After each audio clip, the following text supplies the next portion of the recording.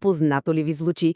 Списъкът с задачи става все по-дълъг, крайният срок е почти тук, а ние гледаме още един епизод от любимия си сериал.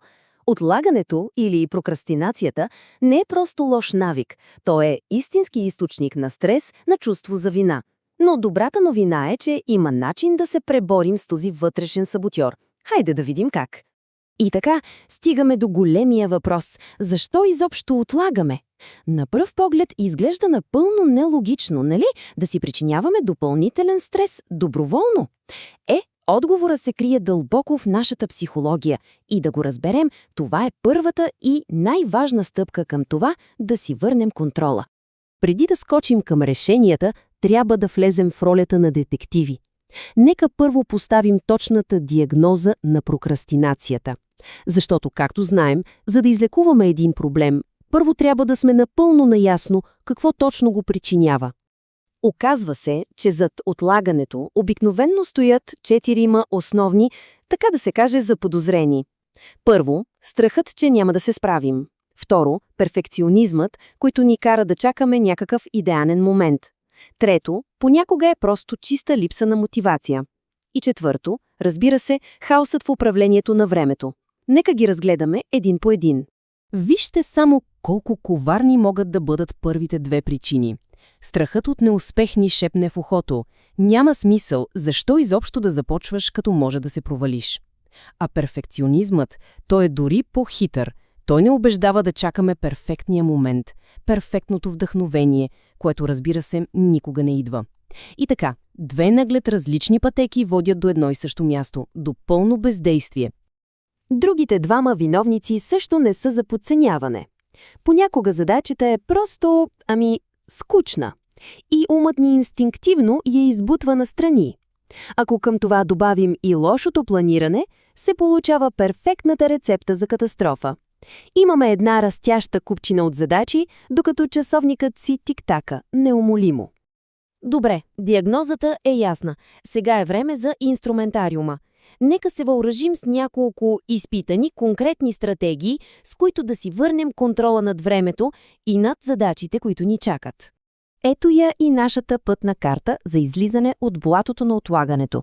4 много ясни стъпки, които, ако се следват заедно, изграждат една наистина здрава стена срещу прокрастинацията. Да започваме направо с стъпка номер 1. Този пример илюстрира брилянтно първата стъпка. Само вижте каква е разликата. Искам да чета повече е просто едно желание, една мъгла. Но ще прочета една книга на месец, това вече е конкретна измерима цел. Тя дава ясна посока и прави планирането на действията много полезно. И тук стигаме до втория ключов момент – как да се преборим с онова чувство, че сме претоварени. Един голям проект може да изглежда като огромен, непристъпен връх, но ако го раздели на малки хълмчета, изкачването става много по-лесно. Например, ако трябва да се напише дълъг отчет, първата стъпка може да бъде просто да се изготви план. Нищо повече. А сега един много интересен инструмент – техниката Помодоро.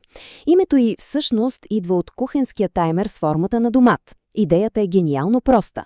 Вместо да мислим за часове работа, работим на кратки, концентрирани спринтове. Това прави самото започване на задачата много по-малко плашещо. Ето как изглежда един такъв цикъл на практика. Работи се 25 минути с пълна концентрация. След това задължителна 5-минутна почивка.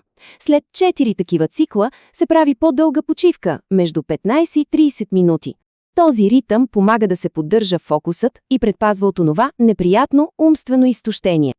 Последната част от нашия инструментариум е отбраната. Трябва да се обяви война на разсейващите фактори, които са навсякъде около нас в днешно време. Неща като изключване на известията на телефона или блокиране на социалните мрежи по време на работа може да изглеждат дребни, но повярвайте, ефектът им е огромен. Всички тези инструменти са много мощни, но те са само битки. За да се спечели войната с отлагането, трябва да мислим дългосрочно.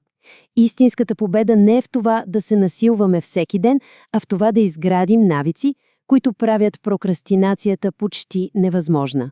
И ето как става това. Тайната е да се започне с малко. наистина малко.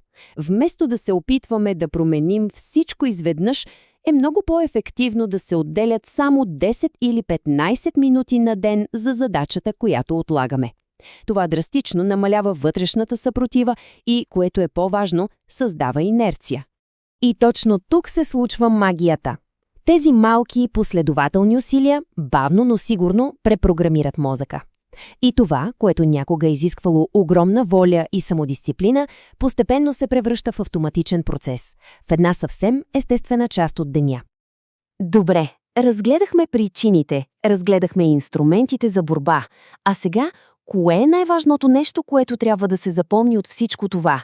Нека да видим каква е първата, единствена стъпка, която може да се направи още сега. Този цитат всъщност казва всичко. Можем да четем, да анализираме, да планираме до безкрай, но нито един план не може да замени действието. Промяната започва с една малка, може би несъвършена, но реална първа стъпка. А решението за нея винаги е наше. И така, въпросът, който остава е, коя ще бъде първата стъпка, още днес?